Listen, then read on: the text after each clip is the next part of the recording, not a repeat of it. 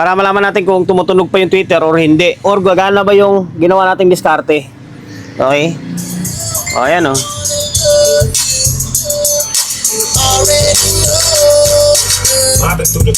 Ang lakas.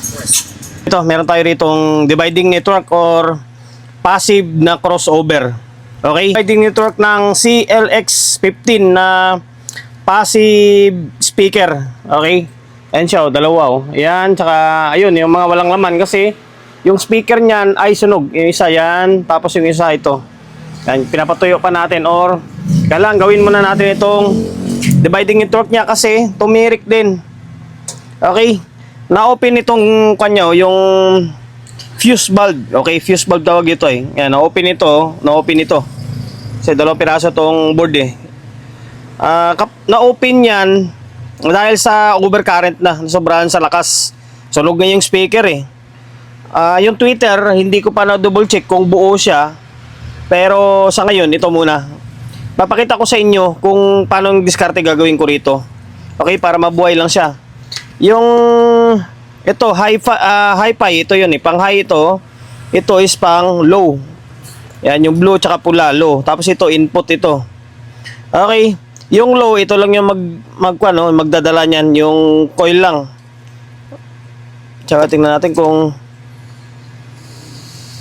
ay diretso lang pala yung kwan eh.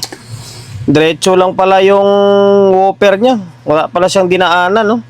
Hindi pala naka-crossover yung whopper. Diretso lang, oh. Tingnan mo, nakasama lang yung negative, positive. Diretso lang yung pang Twitter lang pala talaga ito. Pang Twitter lang ito. Hindi ito wala yung dito, wala yung whopper niya. Yung whopper nakarekta lang. Okay? Ngayon ang gagawin natin dahil wala akong pamalit nito. Dahil wala tayong pamalit, siyempre di-discarte tayo. Ang gagamitin natin ay yung bulb. Okay? Yung bulb na 12 volts na 35. Okay, 12 volts na 35 watts. Okay, 'yun ang gagamitin natin. Diskartehan natin siyempre. Ito, tabi muna natin to kasi dalawa. Ito pang Facebook natin na content. Ito lang muna. Ngayon, ang gagawin natin dyan, kung mapapansin nyo, tumirik ko. Yan, open yung, na-open, no? Putol. Ngayon, testerin natin. Yan, para kahit pa paano, may content ako. And then, at the same time, may idea kayo, di ba, kung anong pwede nyo gawin. Mas maganda pa nga bulb na lalagay mo rito, eh. Okay? Tignan nyo. Wala, open yan syempre. Okay, open. Ngayon, gawin natin, iskalasin natin to. Kahit sa itong paraan lang eh, makapagbigay idea sa inyo sa mga mahilig sa sound. In case na ma-encounter nyo yung mga dividing network nyo na na-open yung ganito, fuse bulb niya. Or minsan yung fuse na parang kulay dilaw, yung limit. Ayan, pwede nyo convert sa may bulb yan. Okay, ito. Open siya, open. Laki, no? Fuse bulb tawag dito eh. Ngayon, ang gagawin natin, sabi ko nga kanina, i-convert ng bulb. Okay, hanap na tayo ng bulb. Meron na tayong bulb. Ayan. Ito yung ginagamit ko na bulb para sa mga Twitter.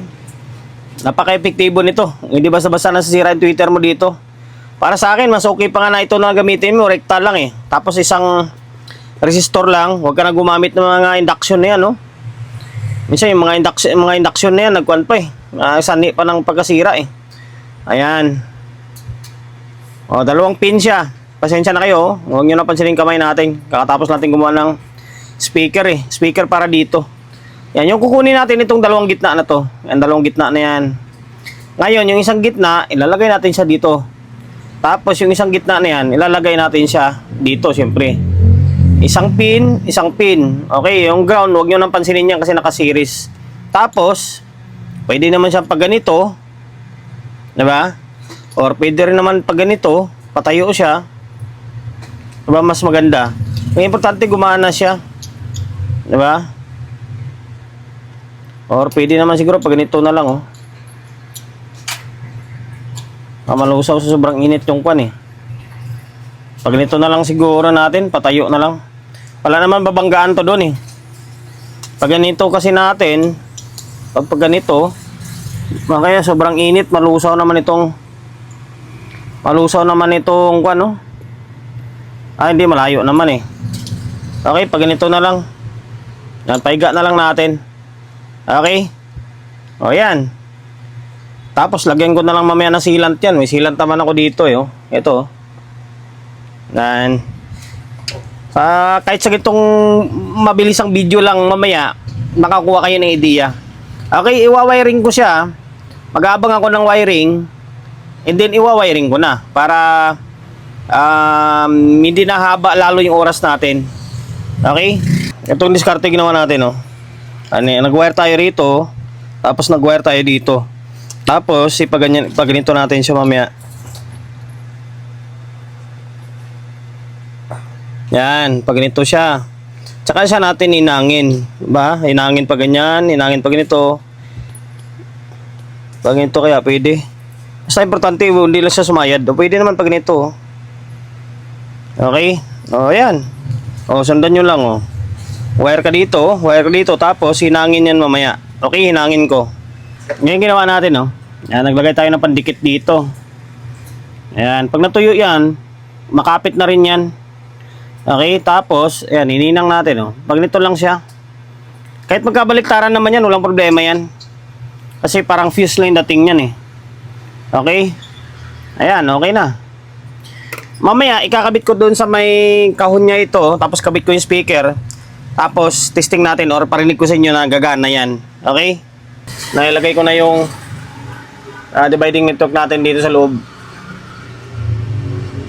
Yan. Ngayon, pwede ko itong patulugin na kahit wala muna itong speaker na malaki. Para marinig nyo or makita nyo lang na tumutulog siya. Okay? Antayin lang natin. Sisit up dito. Sakto. Sisit up to. Dito natin i-connect. Ay, wiring na natin to. Yan, dito yan nakakonect. Sakto kasi kukunin ni sir yung ampli nyo. Ngayon, dito natin testing. Yung isa, dito nakakonect to sa may isang channel. Tapos yung isang channel naman, yung isang miday natin. Okay? Para malaman natin kung tumutunog pa yung tweeter or hindi. Or gagana ba yung ginawa nating diskarte. Okay? O, ayan o.